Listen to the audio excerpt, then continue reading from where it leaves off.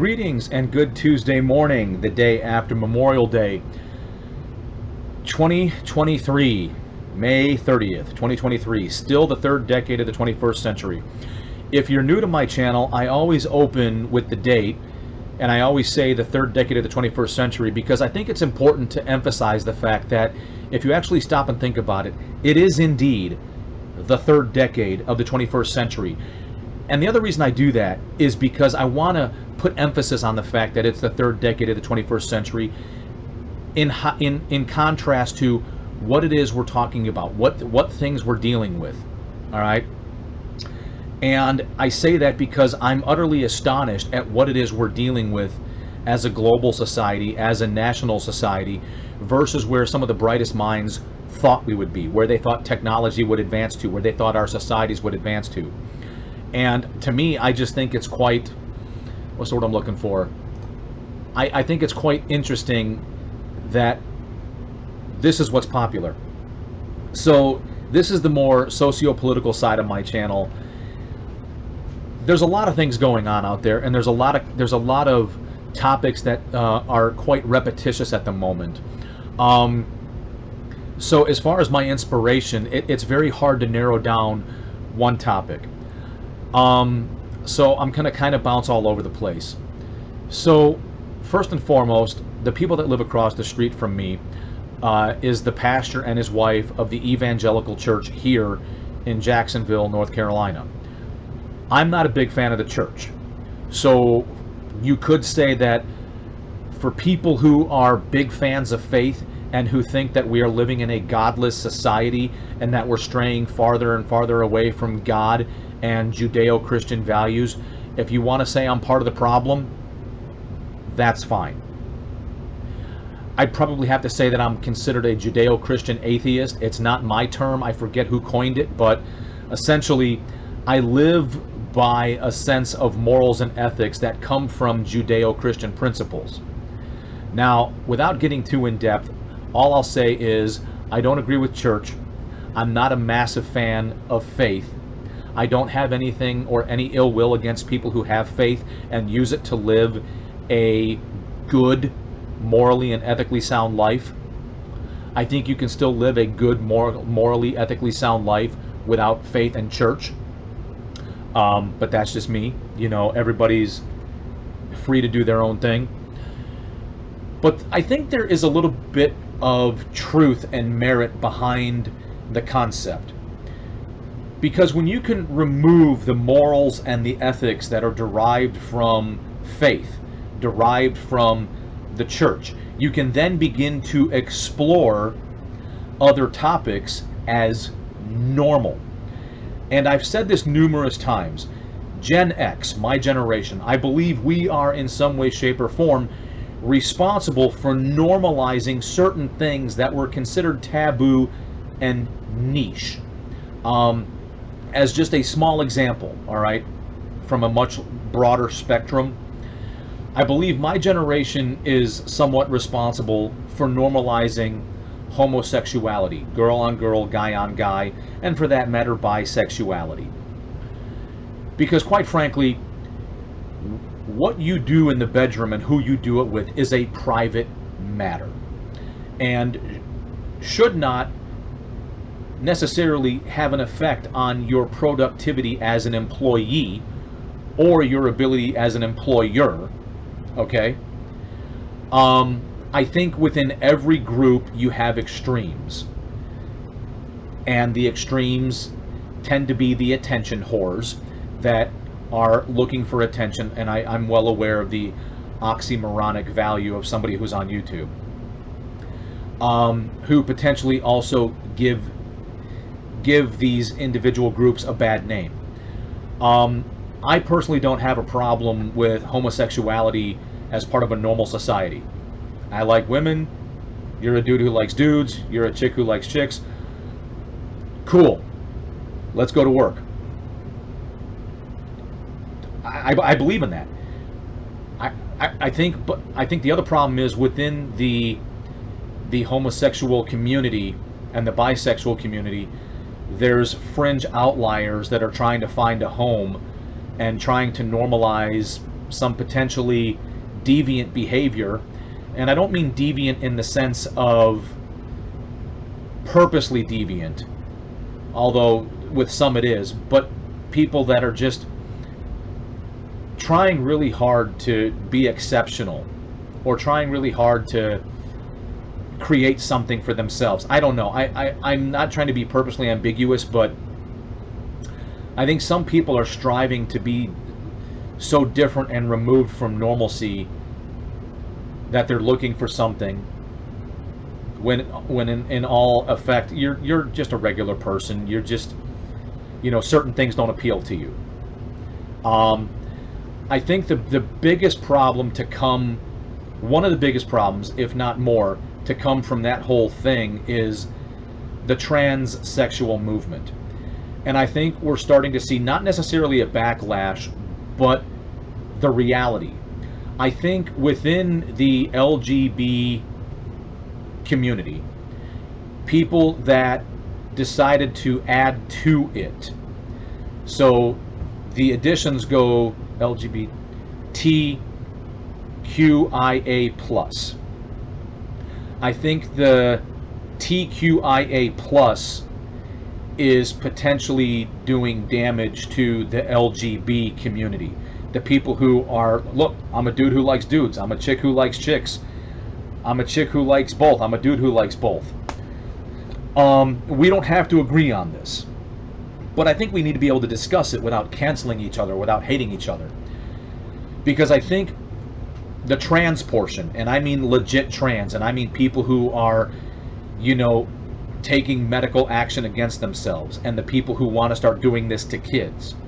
If you're a grown-ass adult, you've graduated from high school, you're old enough to vote, you're old enough to drink, if you're a grown-ass adult, I'll go as far as to say, if you've progressed beyond the point of where they say the human brain stops developing, and it's a little bit different for everybody, but on average, right around 24 for women, about 25 to 26 for men.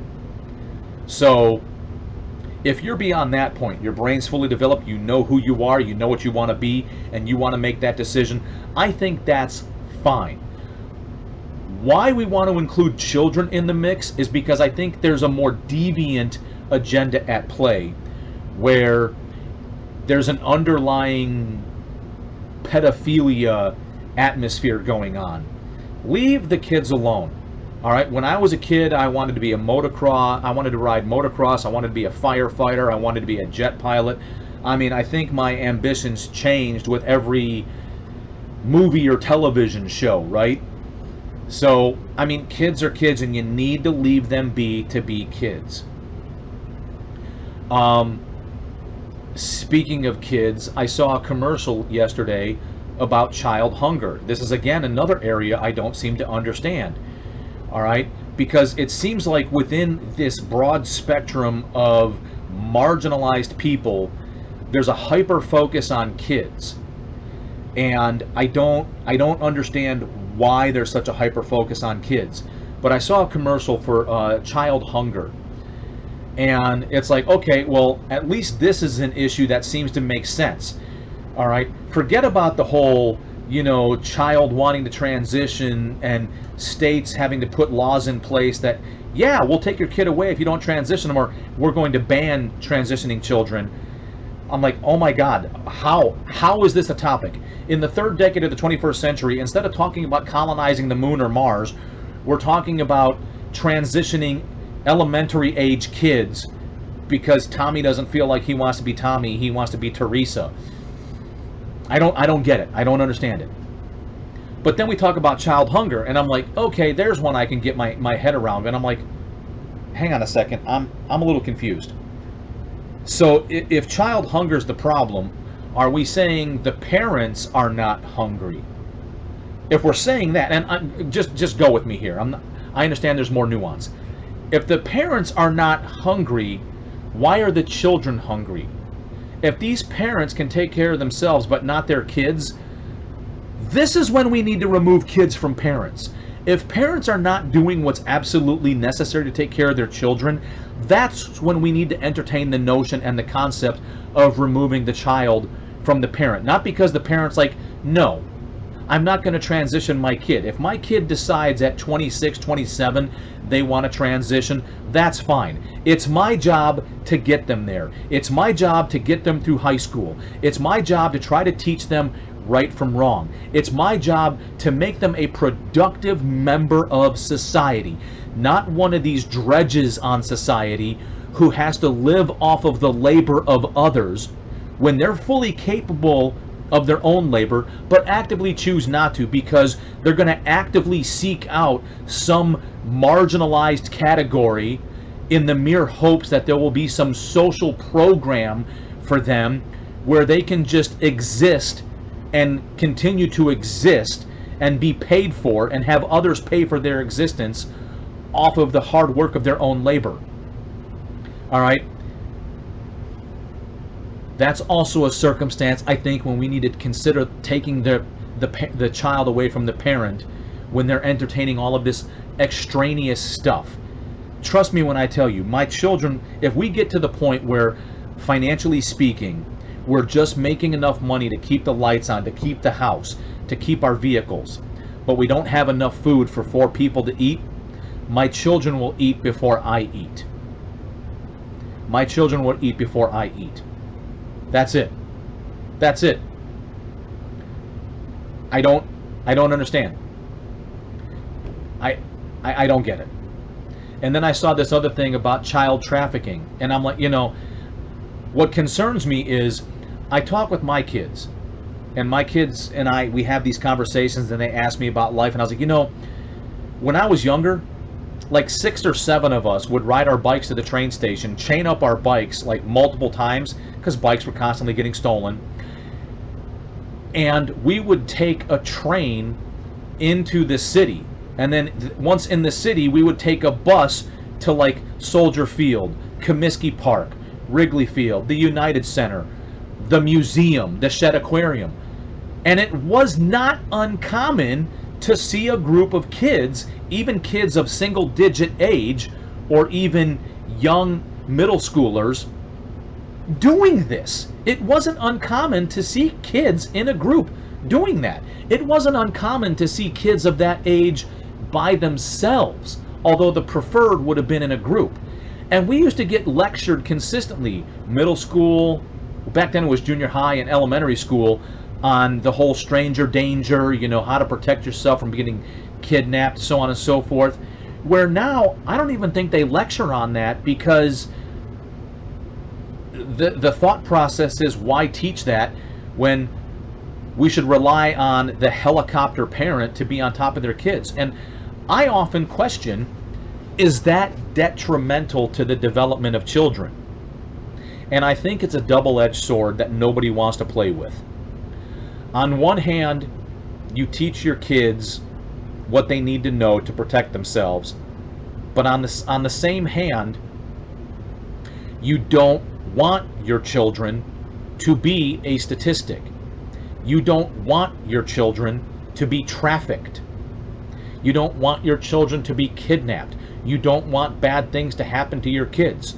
So the only other solution is you're on top of them until they're potentially old enough where they don't need you.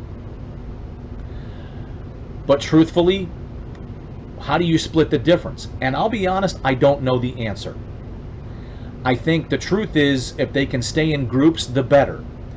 All right? Because I think in all cases of kidnappings and trafficking and all of that, isolation is the key factor. So other than that, the ability to defend oneself. I think it's imperative that, people have the right to defend themselves.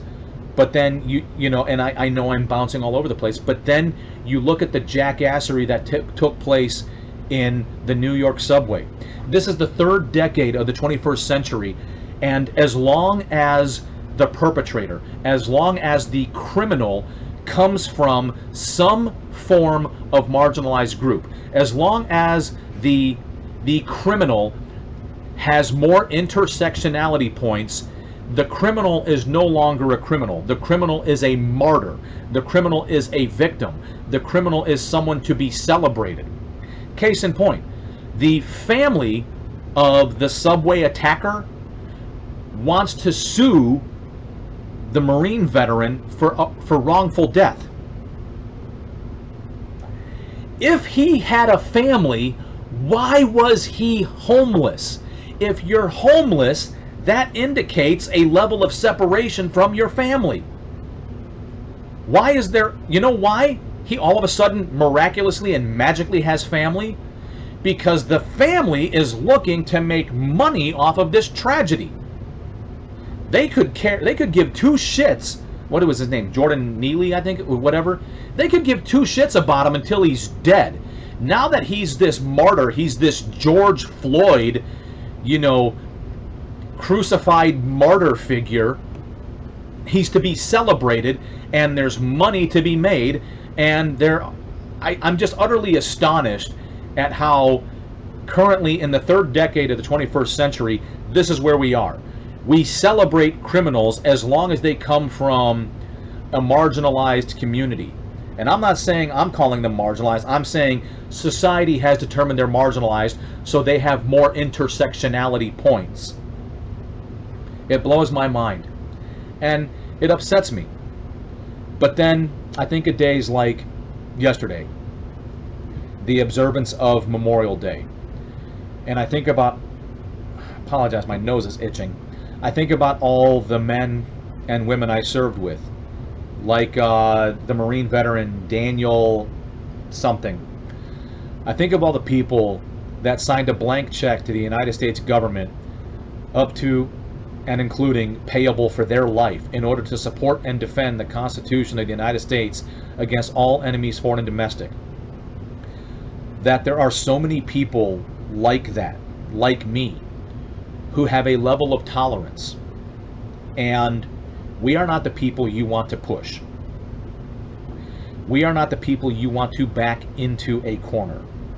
We are not the people you want to impress upon us with your jackassery and convince us that you're right and we are wrong. Because every year we are reminded of the brothers and sisters we lost, and why we lost them and what we lost them for.